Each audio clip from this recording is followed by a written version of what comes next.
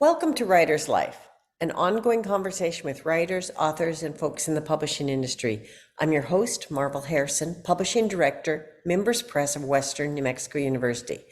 It is a pleasure to share a conversation today with Phyllis Schwartz, a former TV executive who has enjoyed an extensive career as a newscast producer and now writes poetry and is the author of children's books. Her latest title is Mom Wombat Says Make War No More. Welcome to Writer's Life, Phyllis. Thank you so much. It's really a pleasure talking to you today. It's an interesting day to be talking. There's so much going on in the world, so much war and fighting and dissension that it really brings home to me why I wanted to write a book about anti-bullying and about peace and about improved communication.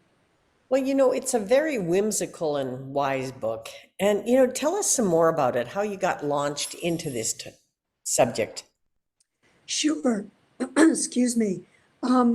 As you mentioned, I'm a career news person. I'm retired now, but I watch a lot of news. I read 2 newspapers every day, and I watch some cable news and local news.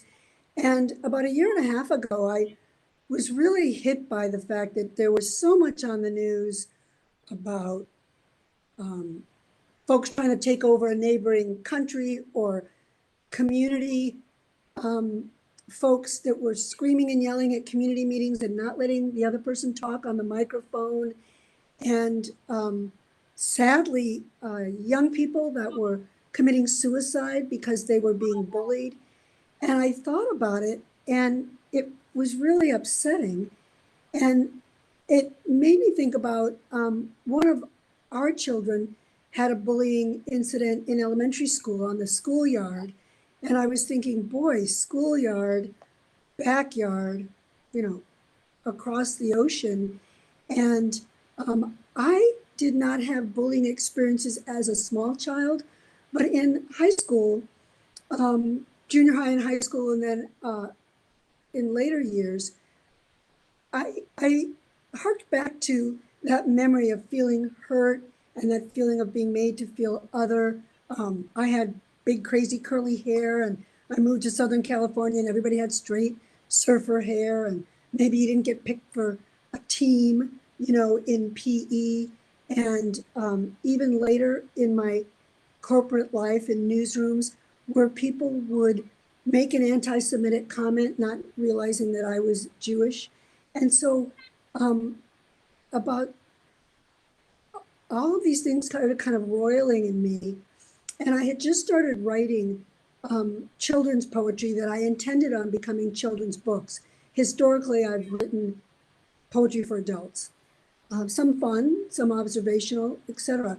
And I thought, I want to write a poem about this. And I came up with, it just came into my head, Mom Wombat Says, Make War No More.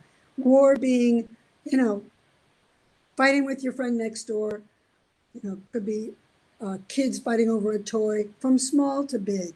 And so I just sat down and I really just banged it out with the intention of it being an upbeat rhyming children's book that would help draw very young children into the conversation. Both of my books, my first book was about a riff on my cancer experiences. Both of my books are meant to bring some tough topics close in to young kids and their families to maybe bubble up a family conversation on how to deal with it. And in this case, I thought maybe some families will sit around, read the book, and then one of the kids will say, Mom, someone's been pulling my hair at school. Or, so-and-so's teasing me. And maybe the mom or dad will say, that's not teasing. That's more than teasing. So I wrote the poem and pursued the publishing of it. And I feel like it turned out exactly as I wanted, because I think between the illustrations by Siski Kala that are just wonderful, it draws kids and families in and maybe gives a comfortable environment for them to talk about this issue. Because to me, bullying, like I said, it could be teasing or taunting. It's not always physical. Sometimes it's emotional, but a lot of times it's about power. Like, I'm bigger than you. I can push you around. I can take something away from you. I'll take your bike away, or I'll push you off your bike. So that's how it got started. And I've had a really good response to it. I'd love to read you something if you don't mind. Oh, please Um, do. I'd it, like it, I'd like to yeah, hear from you. this is not going to be all necessary. I'm not going to read it from beginning cover to cover.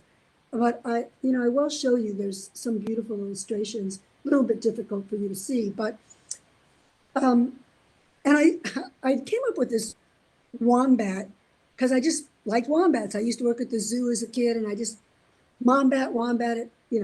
So this first page is, Mom Wombat says, make war no more.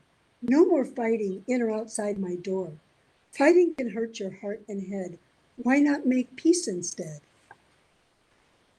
Mom Wombat says, make friends, not war. Try to get along and don't keep score. It doesn't matter who has more toys. Just have fun, my girls and boys. And I go through some different things like that, like don't stick your tongue out,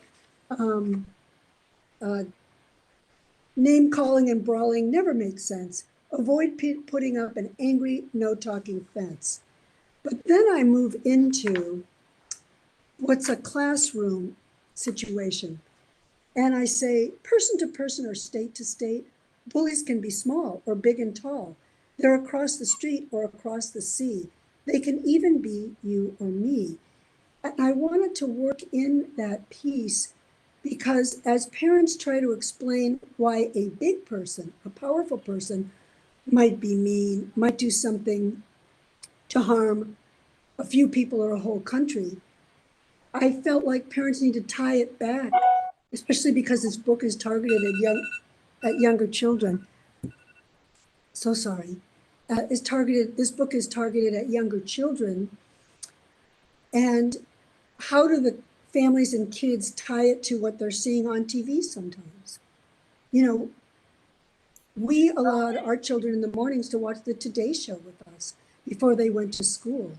So often, kids are having a local experience, regional, and an international experience.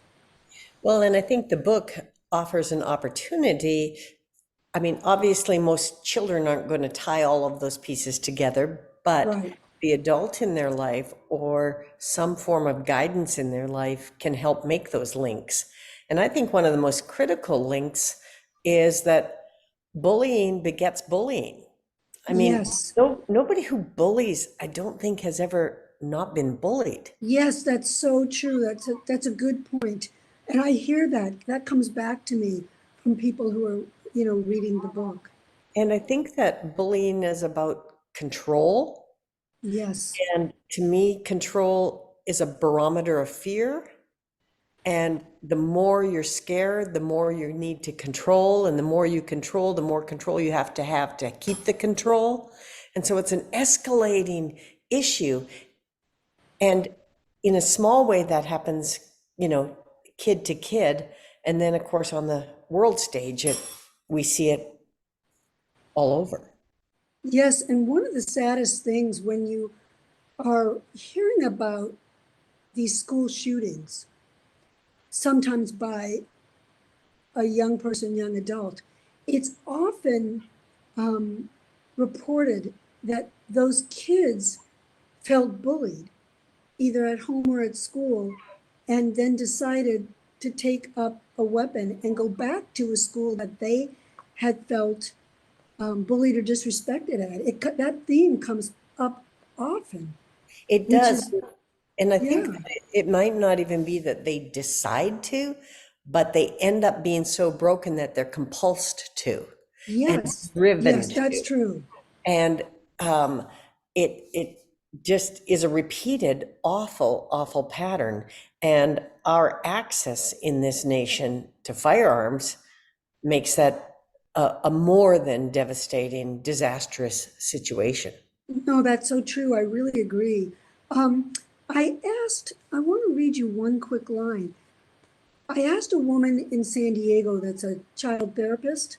Mhm. I wanted her to read my book because I'm not an expert. I'm a person, used to be a news person. I like to write poetry. I have children. So what the heck? I had a strong feeling and I wanted to write about it. But I wanted to gut check myself. And I asked a woman I knew who is a child therapist, and I asked her to read the book. And I said, you don't have to flatter me, like it or don't like it. But I want to know your reaction as a professional. And I'm going to read you something that she wrote me back in an email. And I felt so strongly about it, I asked her permission and I put it on my website. But she said, children who learn early to express empathy and emotional flexibility are shown to be more able to develop good relationships and social confidence. We are all empowered by choosing to respond to life's inevitable moments of anger, hurt, and disappointment with more kindness and shared solutions. So she felt really good about the book, and she said, I think this will be helpful. And it was funny. This morning I did an interview to a Chicago radio station, and the host had just come back from South Africa, and he said he was sitting on a balcony looking at this beautiful vista, and he saw this huge sign, and it said, choose kindness. And I told him, interview over. I don't have anything else to say. You said it, you basically, choose kindness.